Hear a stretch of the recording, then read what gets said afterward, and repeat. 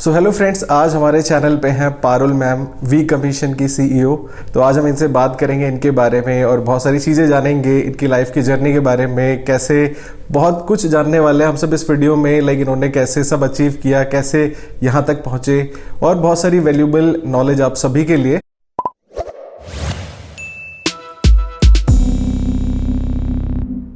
तो फ्रेंड्स सीधे चलते हैं मैम के पास और मैम से जानते हैं क्विक इंट्रोडक्शन। सो मैम, आपके बारे में आप हमारे ऑडियंस को एक क्विक इंट्रोडक्शन दीजिए आपके बारे में, who you are, what you do.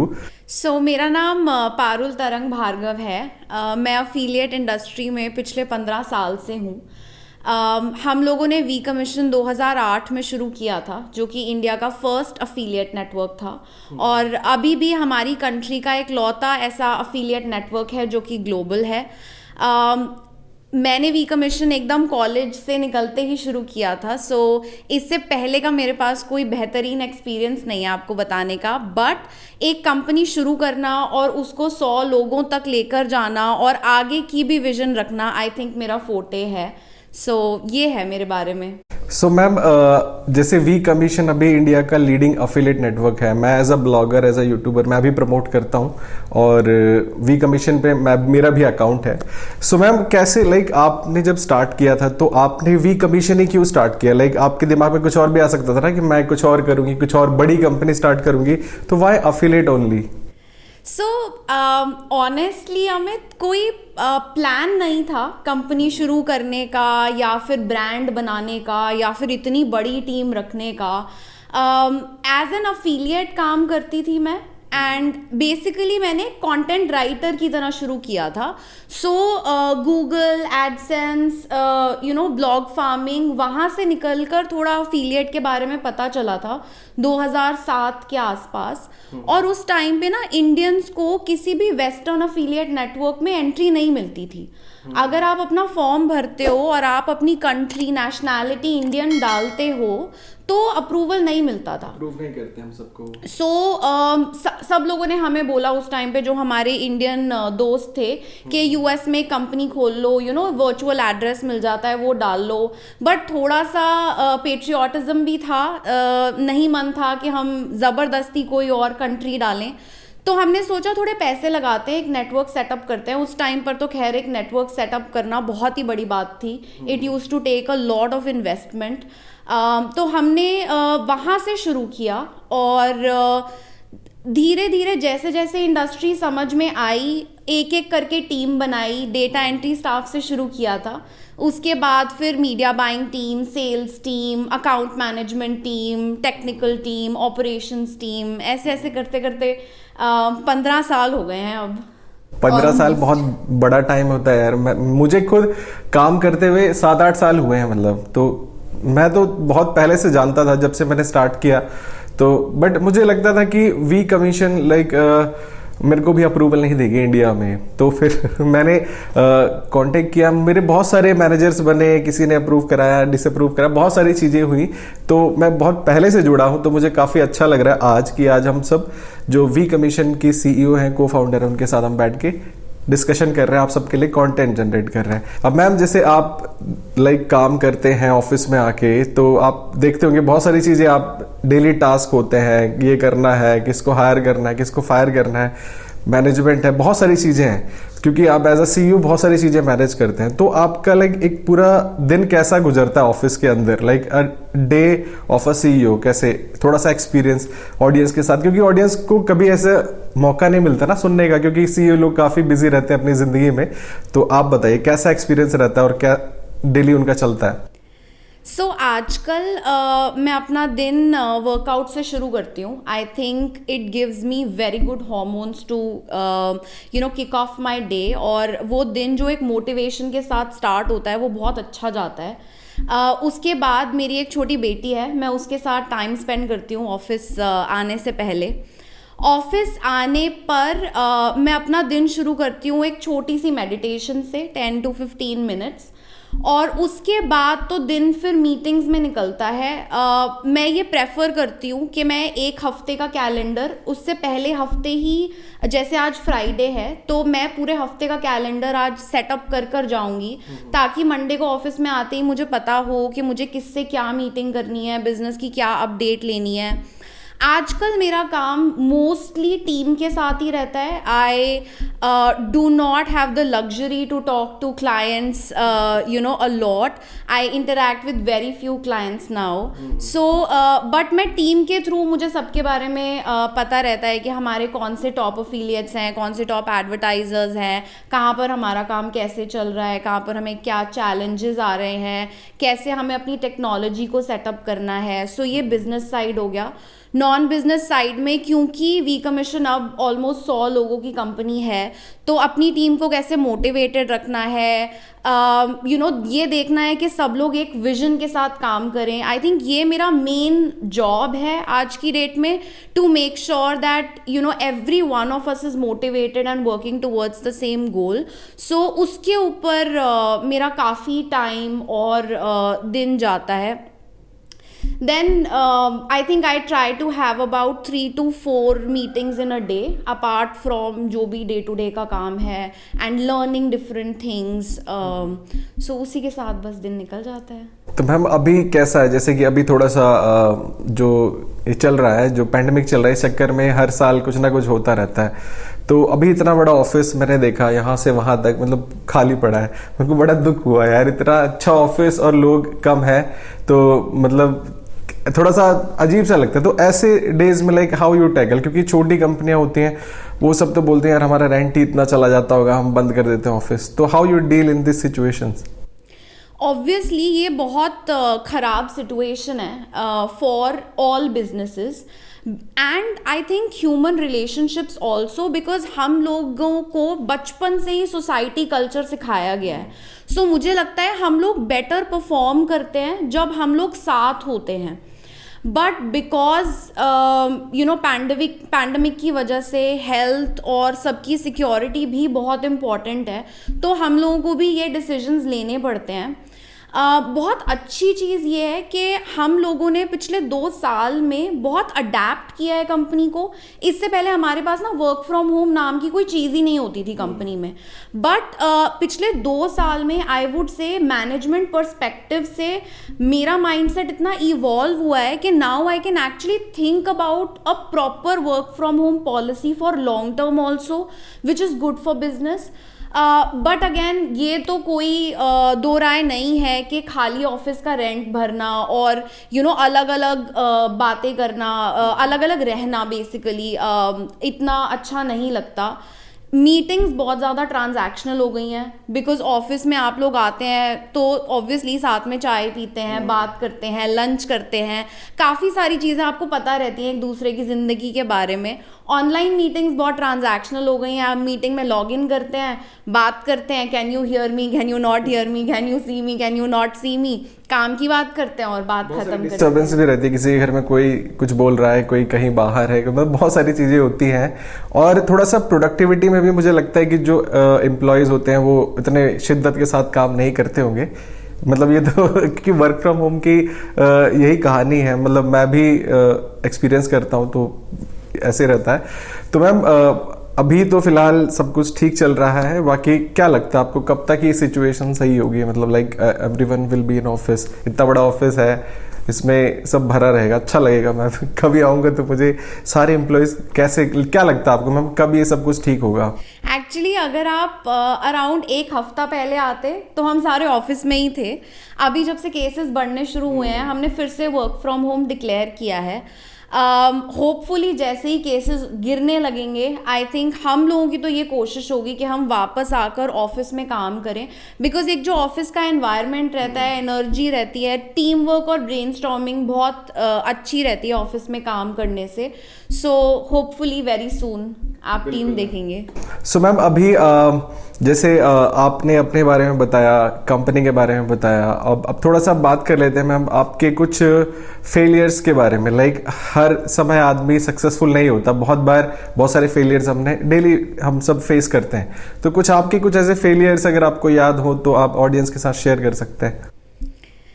I think ये झूठ होगा बोलना कि फेलियर्स नहीं है मेरी लाइफ में या किसी भी एंटरप्रेन्योर की लाइफ में, because I think entrepreneurship at large is all about learning from your failures.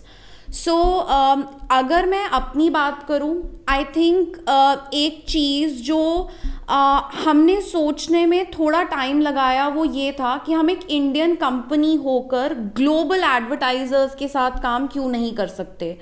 I think ये ऑलमोस्ट 2 साल हमें लगे ये समझने में, और वो 2 साल हमारे रेवेन्यूज बड़े स्टैग्नेंट रहे। और जैसे ही हमने ग्लोबल एडवर्टाइजर्स एक्सप्लोर किए, हमारा रेवेन्यू ऑटोमेटिकली 3x और 5x हुआ। सो अगेन जब इस चीज़ के बारे में पीछे देखते हैं तो ये बहुत हैरान करता है सवाल कि 2 साल लग गए एक मेंटल ब्लॉक को ओवरकम करने के लिए कि लिमिट क्यों करना है to geography, and why can't we work with global advertisers. So I think one very very important, I would not say failure, but a big learning was that small decision can actually take a lot of time for you to take it, but when you look back at it तो ऐसा लगता है कि यार ज़्यादा time लगा दिया, इतना टाइम लगाना नहीं चाहिए था। सेकेंड बहुत इंपॉर्टेंट लर्निंग मेरी लाइफ की रही है the importance of team work, because मैंने कभी जॉब नहीं करी पहले, और इंडिया में जैसे हमको सिखाया जाता है that if you are running a business तो आपको कंट्रोल रखना चाहिए, आपको सब कुछ देख के कराना चाहिए।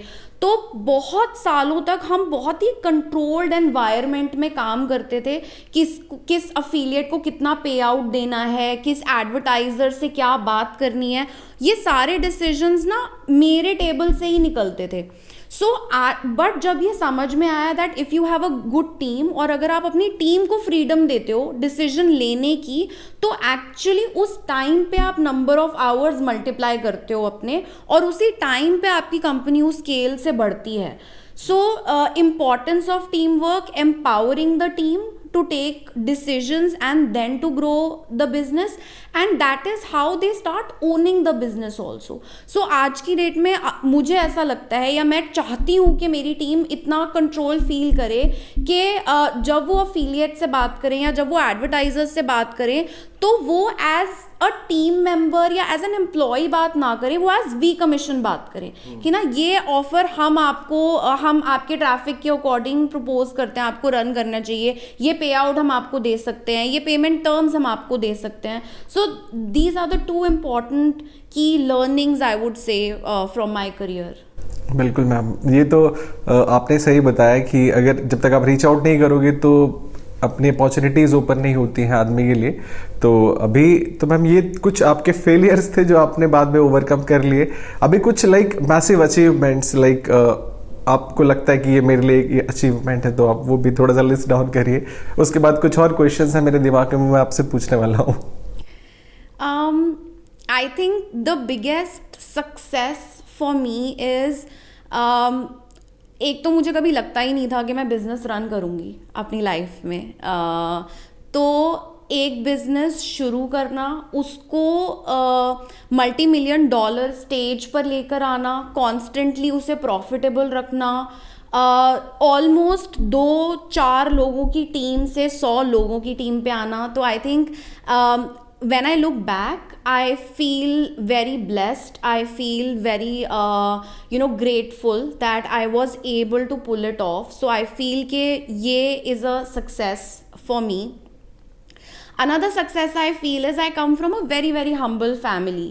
So the kind of lifestyle that I live now, where I don't think I have to think twice if I have to give my child something or I have to give my parents something, I feel that is another blessing and something that I consider a success in my life. So काफी बहुत बहुत अच्छी बात आपने कही, मुझे भी बहुत अच्छा लगा, मैं भी कनेक्ट कर पा रहा हूँ, मतलब आप जब बोल रहे थे मुझे कनेक्ट कर रहा था अपनी लाइफ में, अच्छा मैंने क्या किया है, मैंने क्या अचीव किया है। तो मैम काफ़ी कुछ लोगों को सीखने को मिलेगा आपकी अचीवमेंट से, लाइक कहाँ से आपने कहाँ तक कंपनी को पहुँचाया। मैम अभी जो मैं आपसे कुछ पूछना चाहता हूँ, जैसे कि अभी हमारी जो यूथ है, जनरेशन है, इंडिया के बच्चे हैं या फिर इंडिया के जो लाइक 18 से 25 एज तक की जो जनरेशन है, जो ऑडियंस है, वो आपके क्या थॉट, क्या लगता है आपको, मतलब वो अपनी लाइफ को जस्टिफाई कर रहे हैं, मतलब वो अपनी लाइफ में, या फिर क्या ऐसा करें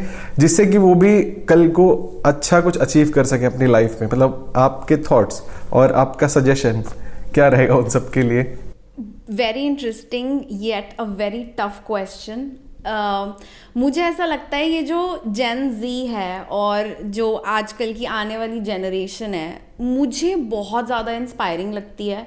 मैं जब इन अपकमिंग इन्फ्लुएंसर्स को देखती हूँ जिनकी मिलियंस ऑफ फॉलोइंग है और बहुत ही इनोवेटिव चीज़ें करके इनकी फॉलोइंग ये इंक्रीज़ हुई है। सो ज़रूरी नहीं है कि कोई सबसे अच्छा सिंगर हो या कोई सबसे अच्छा डांसर हो तो ही उसकी फॉलोइंग बढ़ रही है। आई थिंक बहुत ज़्यादा इनोवेटिव और एंटरप्रेन्योरियल है आने वाली generation, and why not, because जो अभी का इंफ्रास्ट्रक्चरल चीज़ें हैं जो इन बच्चों को मिल रही हैं, शायद हमारे टाइम पे तो हम सोच ही नहीं सकते थे। हमारे टाइम पे तो वाइल ग्रोइंग अप अगर हमें एक छोटा सा डब्बा फ़ोन ही मिल जाए वही बहुत बड़ी बात होती थी। So I just find the new generation very, very inspiring. I feel they have good entrepreneurial mindset and they are very innovative. I don't think जैसे मेरे टाइम पर the main question in my head school से निकलते ही ये था कि भाई आगे क्या करना है, कौन से कॉलेज में जाना है, कितने एंट्रेंसेस भरने हैं। आजकल के बच्चे और बहुत सारी चीज़ें सोचते हैं और उनके ऑप्शंस बहुत खुले हैं, and I think they are very confident also of the things that they can do in life. And the good thing I feel is that even parents and elder siblings also are very cooperative. जैसे अगर मेरे time पर मैं बात करूं बिना experience के अगर लोग बिजनेस की बात करते थे तो मोस्टली यही होता था, नहीं जॉब में जाओ, ऐसे ही काम करो. अभी एटलीस्ट घर वाले ना बच्चों को समय देते हैं कि चलो ठीक है 1 साल करके देख लो, 2 साल करके देख लो, फिर देखेंगे आगे क्या होता है. So I feel the whole mindset shift is coming which is amazing. So ma'am काफ़ी सही आपने बोला. यहाँ पे जो हमारे साथ मैं आज लेके आया हूँ तो ये मेरे छोटा भाई है जो शूट कर रहा है, मतलब शूट क्या खड़ा हुआ है ऐसे ही वहाँ पे. शूट क्या ही करेगा वो. लाइक अगर हम इसको देख के एक क्वेश्चन मैं आपसे पूछूं, जैसे ही इज इनटू अभी गेमिंग में काफ़ी इसका बहुत ज़्यादा इंटरेस्ट है, ये पबजी और BGMI जो है वो उसमें काफ़ी टाइम देता है, तो आपको क्या लगता है? काफ़ी लोग इसको गलत बोलते हैं कि नहीं मत करो, ये नहीं करना चाहिए, और जैसे मैं तो थोड़ा एनकरेज करता हूँ कि नहीं कर लो. तो क्या लगता है इसका फ्यूचर क्या होने वाला है? आई थिंक फ्यूचर बहुत ब्राइट होने वाला है, एंड हम लोगों के लिए पिछले 2 साल में गेमिंग वर्टिकल बहुत ज़्यादा बढ़ा है एट वी कमीशन. और मैंने ये देखा है, ये नोटिस किया है कि जो मोस्टली हमारे गेमिंग अफिलिएट्स हैं उन लोगों का अपना यूट्यूब चैनल है, उन लोगों का अपना टिप्स देने का तरीका है to their viewers on how they can excel in a game. So I don't think like this is a perfect example. आज से शायद 10 साल पहले कोई ये सोच भी नहीं सकता था कि गेमिंग में आप एक ब्रिलियंट करियर बना सकते हो, बट आज की डेट में gaming is a multi-billion dollar industry. And अगर अपना स्किल सेट बच्चा सही तरीके से कैपिटलाइज करे, then the sky is the limit. He could actually be making more money than you or I in years to come. Yeah, definitely ma'am, ये बिल्कुल कर सकते हैं, लाइक सपोर्ट सबका रहना चाहिए. सो मैम अभी जैसे वी कमीशन अफिलिएट मार्केटिंग में है, तो बट इंडिया में जो ये अफिलिएट नेटवर्क्स होते हैं इनकी इतनी रेपुटेशन या फिर इनकी जो आप बोल सकते हो कि वैल्यू नहीं है, लोग हल्के में ले लेते हैं कुछ लोग. तो मैम आपका क्या थॉट रहने वाला है? क्योंकि बाहर के अगर हम जैसे बाहर भी जाते हैं, बाहर के जो अफिलिएट्स हैं वो सब अलग अलग नेटवर्क्स को प्रमोट करते हैं, अभी तो लोग ओपन अप हो रहे हैं. बाकी तो आपके क्या थॉट्स रहेंगे मतलब इसको लेके? आपने ना मेरे दिल के बहुत करीब वाला सवाल पूछा है, बिकॉज ये चीज़ मुझे बहुत ज़्यादा ट्रबल करती है, तंग करती है इन माई हेड कि हम एज इंडियंस इंडियन नेटवर्क्स को या इंडियन कंपनीज को अपलिफ्ट नहीं करते।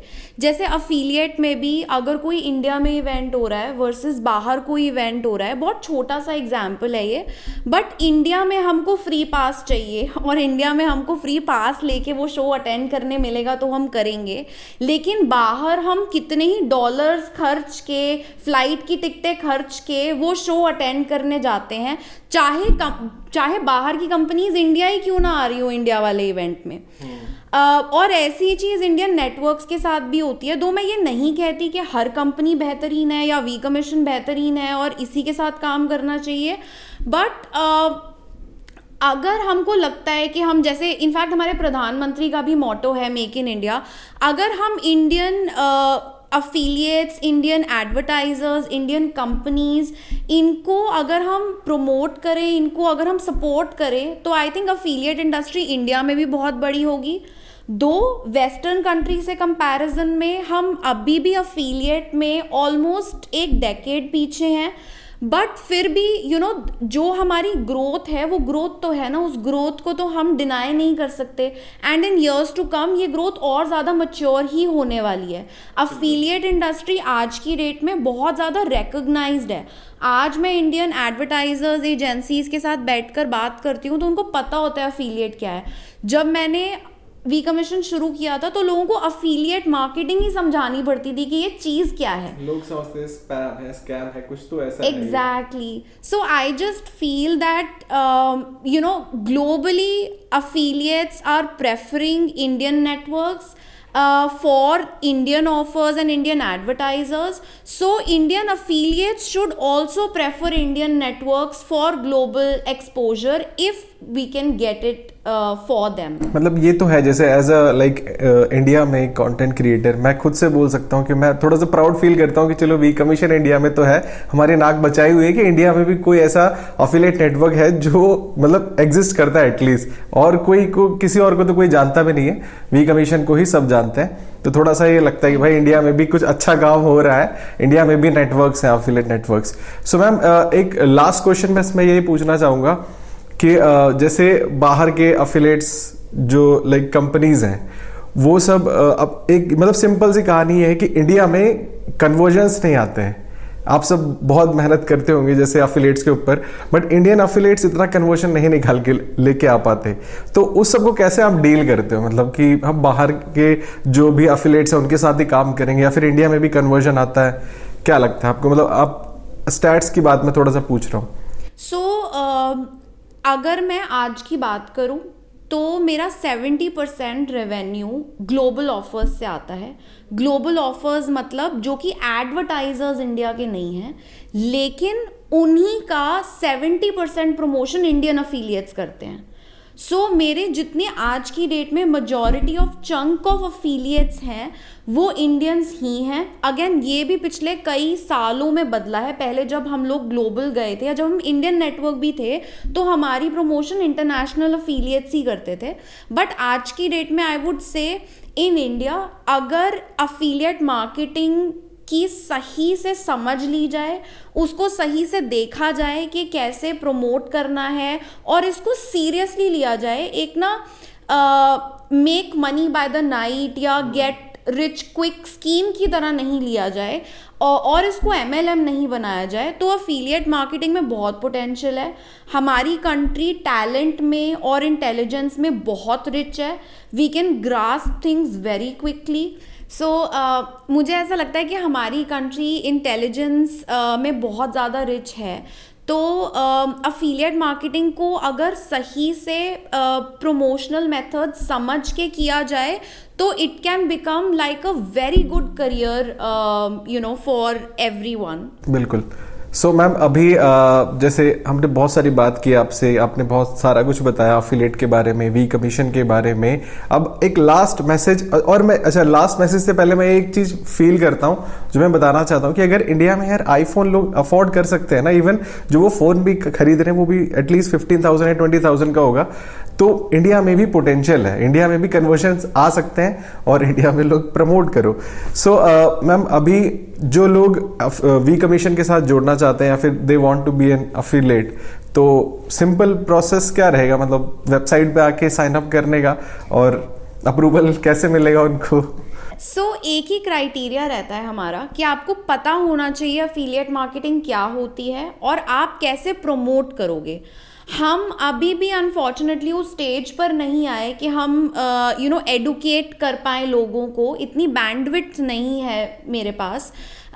दो कभी इन लाइफ इन फ्यूचर मैं ये करना चाहूँगी, बट हमारा एक ही क्राइटेरिया रहता है, आपको अफिलिएट मार्केटिंग आती हो, आपको पता हो आप कैसे प्रमोट करोगे और आपको वो प्रमोशनल मेथड के बारे में फुल नॉलेज कंट्रोल हो। आप साइन अप करो, मेरी टीम आपको फ़ोन करेगी, ईमेल करेगी, हम बात करेंगे, उसके बाद अप्रूवल मिल जाता है और हम आपको ऑफर करेंगे कि ये वाले एडवर्टाइजर्स आप प्रमोट करिए और आपके प्रमोशनल मेथड के according, and that's how the relationship starts. या बिल्कुल, जो भी अगर आपकी प्रॉब्लम रहती है, आप अगर एक अफिलिएट मार्केटर है या फिर बनना चाहते हैं, तो थोड़ा सा वी कमीशन की वेबसाइट पे आइए और थोड़ा सा रिसर्च करिए, जो अच्छा लगता है आपको ऑफर उसको प्रमोट करिए अप्रूवल के बाद।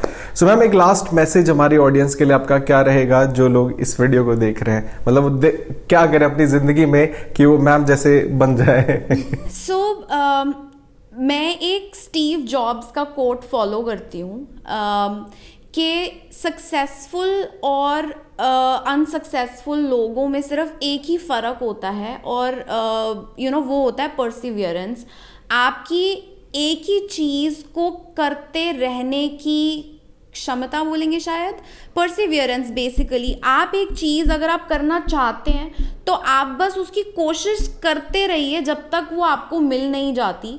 एंड मुझे ऐसा लगता है कि if I am able to call myself successful, that is because in the lowest of times I did not give up, we did not close down, we did not think of starting something new. हम लोग किसी भी ups and downs में we commission को ही लेकर आगे बढ़ते रहे और आज की डेट में हम यहाँ हैं। बिल्कुल। तो गाइज इसी तरीके से आप अपनी लाइफ पे आगे बढ़ सकते हैं।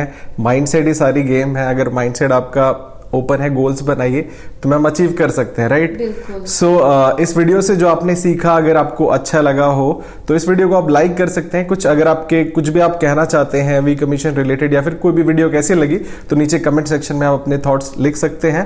और अगर आप सब चैनल पे पहली बार आए हैं, नए लोग हैं, तो चैनल को सब्सक्राइब कर सकते हैं। इसी तरीके की हम वीडियोज बनाते हैं और इंटरव्यू सीरीज में और सभी सक्सेसफुल लोगों की वीडियोज हैं, जाके आप उनको भी चेकआउट कर सकते हैं। तो दोस्तों चलिए फिर मिलते हैं आपसे अपनी नेक्स्ट वीडियो में।